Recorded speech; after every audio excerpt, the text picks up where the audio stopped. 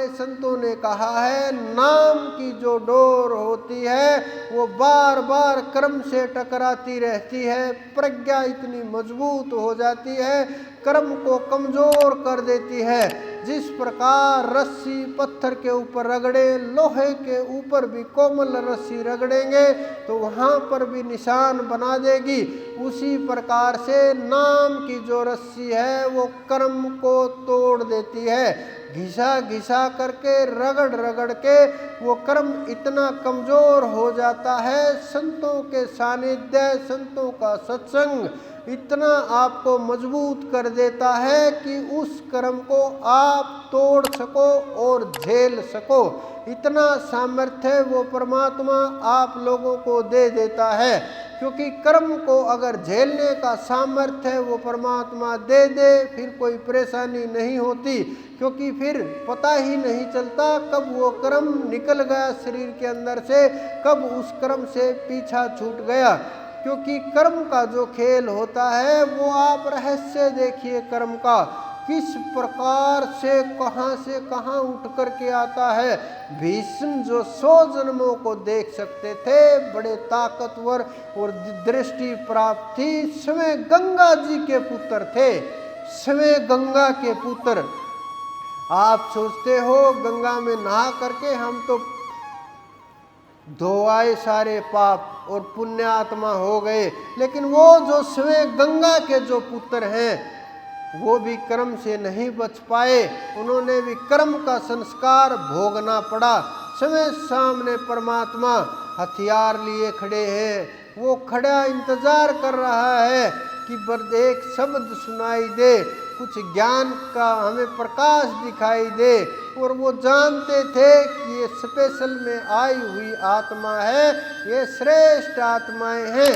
इतना उन्होंने अपनी प्रज्ञा से जान लिया, अपने ध्यान से पहचान लिया कि विशेष कार्य के लिए आई हुई आत्मा है, अगर ये कल्याण कर दे तो कल्याण हो सकता है।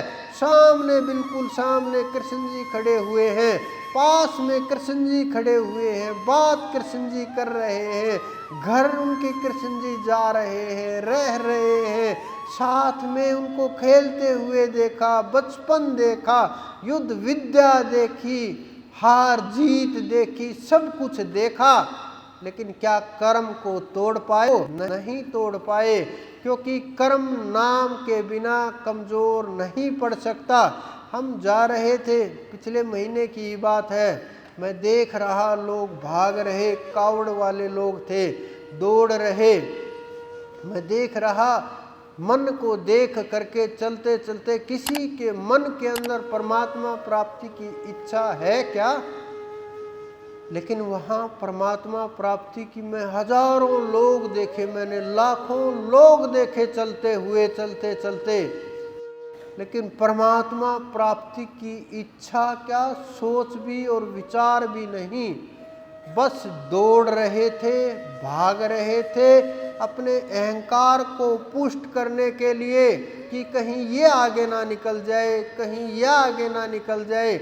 इसी दौड़ के अंदर वो लोग दौड़ रहे थे कि मुझे 8 घंटे में पहुंचना है, मुझे 7 घंटे में पहुंचना है, मैं तो 5 घंटे में ही पहुंच जाऊंगा, पिछली बार 6 घंटे में गया था।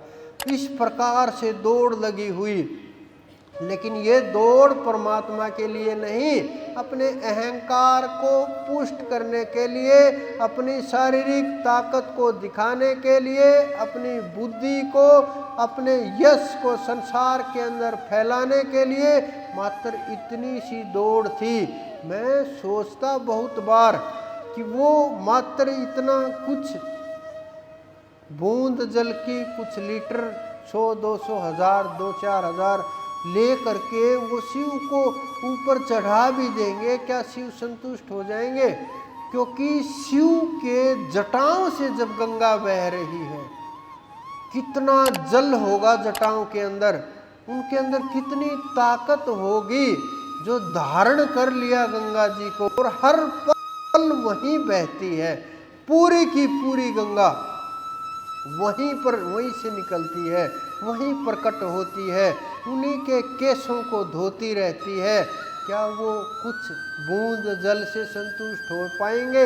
अगर आप उनको बोलो कि नाम रटो, नाम से शिव प्राप्त होंगे, तो वो ये बात हजम नहीं हो पाएगी, क्योंकि उन्हें रास्ता मालूम नहीं है, उन्हें सच्चाई मालूम नहीं है, क्योंकि वो परमात्मा प्राप्ति का, वो शिव प्राप्ति का, वो महादेव तक पहुँचने का, वो आदि पुरुष तक पहुँचने का, वो आदि गुरु तक पहुँचने का रास्ता क्या है।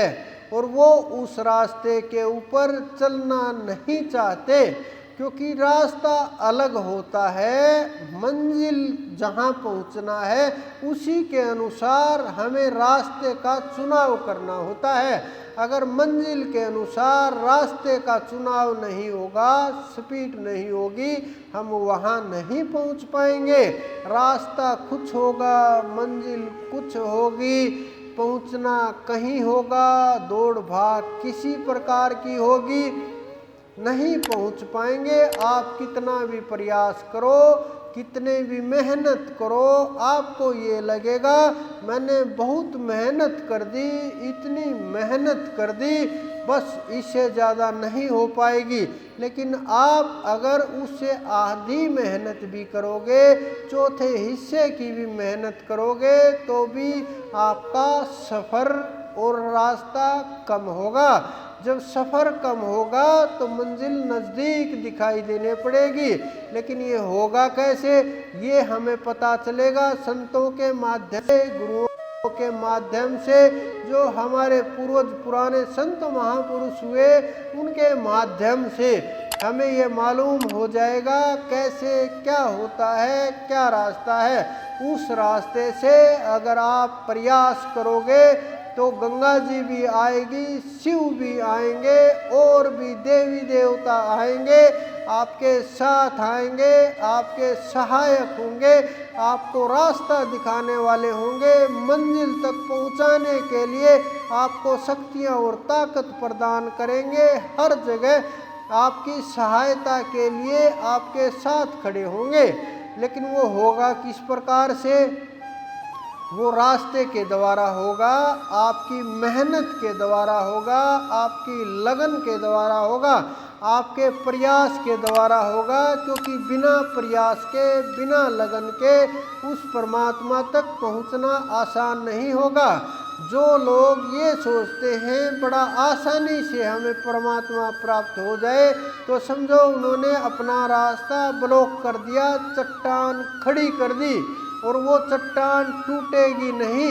लेकिन जो लोग ये समझते हैं हमें किसी भी कीमत के ऊपर बस परमात्मा चाहिए, परमात्मा, दूसरी वस्तु की आवश्यकता नहीं है, और कोई भी कीमत हो, बस हमें वही अमूल्य अनमोल जो कभी किसी भी दौलत से नहीं खरीदी जा सकती, जो हमारे संतों ने अपने नेत्रों के आंसुओं से जिनको सींचा है, अपने गर्दनों से जिनको सींचा है, क्योंकि गर्दन चढ़ाए बगैर परमात्मा नहीं मिलते।